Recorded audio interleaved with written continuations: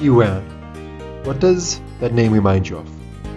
Well, certainly not the pictures on screen, right? It's more something like this.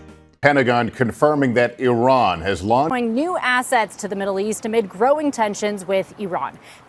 So why are we fed this impression of Iran? Well, to understand that, we're going to have to delve back quite a bit. Not as far back as the great poets of Rumi and Tabriz, which we love from the region, but maybe just as far back as 1921, when the Pahlavi family somehow makes themselves the ruling family of Iran out of absolute thin air.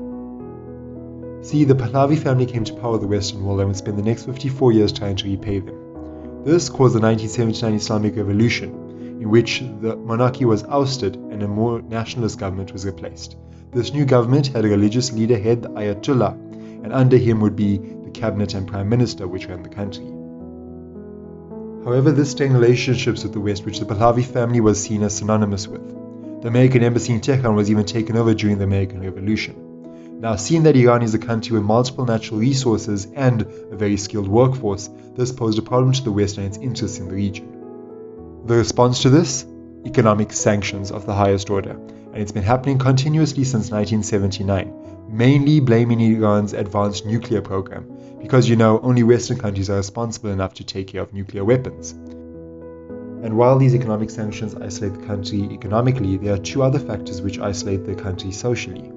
Firstly, the theocratical government decides to treat them like a bunch of 13-year-olds and choose what international events they can take part in or what types of social media they can use. And the second factor is religion. All the other countries in the Gulf region have leaderships which are primarily Sunni Islam dominant, while Iran is a country which is Shia Islam dominant.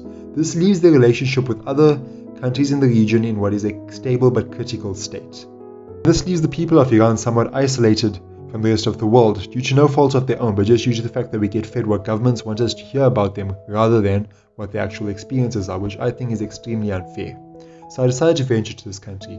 It's also been noted that I want you to see that the actual country and its people are very different to a government who will just sit on any sort of propaganda because there's just self-fulfilling twats, whereas people will tell you genuine experiences and they have a real sense of national pride.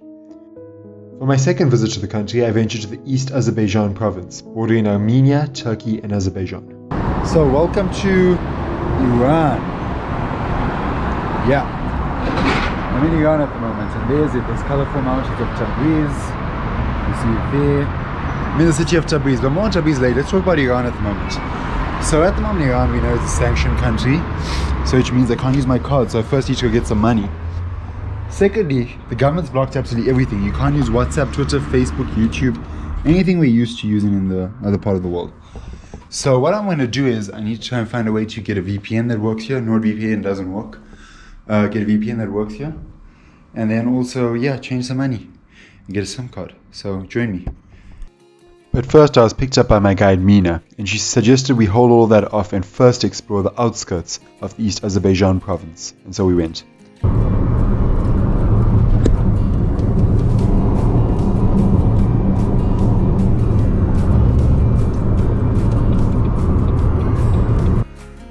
We then arrived in the colourful Albaghar Mountains. I decided to go for a hike here, but didn't realize that in the dry season it's near impossible because the soil is not bound and it's extremely slippery.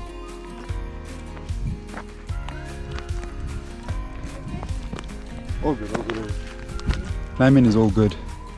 Going back down. What's the problem? The Albaghar Mountains get their colours from significant weathering which has happened over the years due to Tabriz's dry climate. This exposes underlying sedimentary rock, and the mixture of iron oxides and iron sulfates gives us a range of reds, yellows, and some.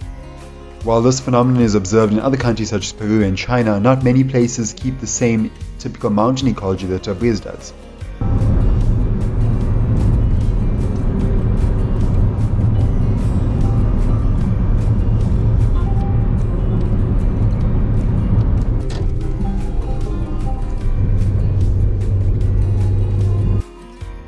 We then transfer us back around the city to the town of Osku.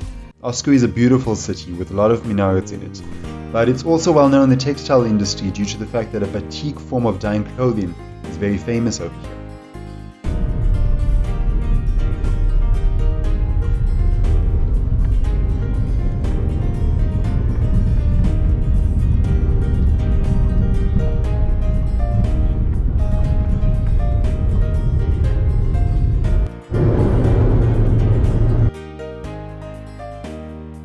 then arrived to Kandovan, famous for its homes which have been carved into the mountain.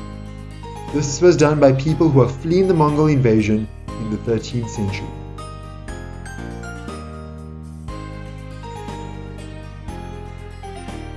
The homes remain largely intact today, and it is a UNESCO World Heritage Site, very similar in structure to that of Cappadocia in Turkey.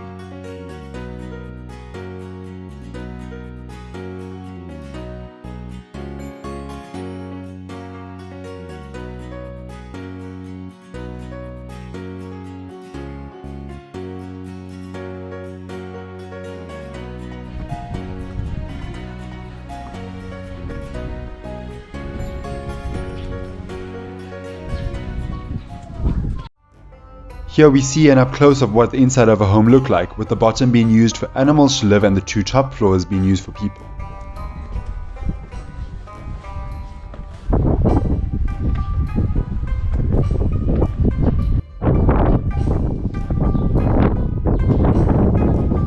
We see inside one of the homes in the modern day.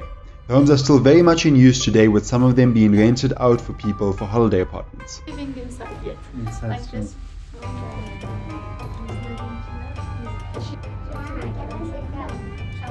And After taking in the beauty of the structures, on our way out I saw one of the more primitive structures that were used pre the Mongol invasion. The houses used to look before the Mongols attacked and drove everybody to go live in the village where we were just at.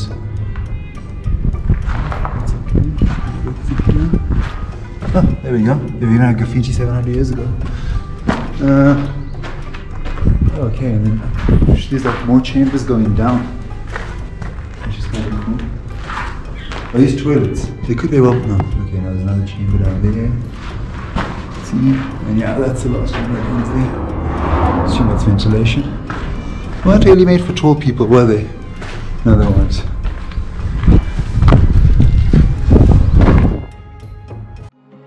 And that concludes the first part of the East Azerbaijan series. In the second part I explore more of the city of Tabriz and people's daily lives in it.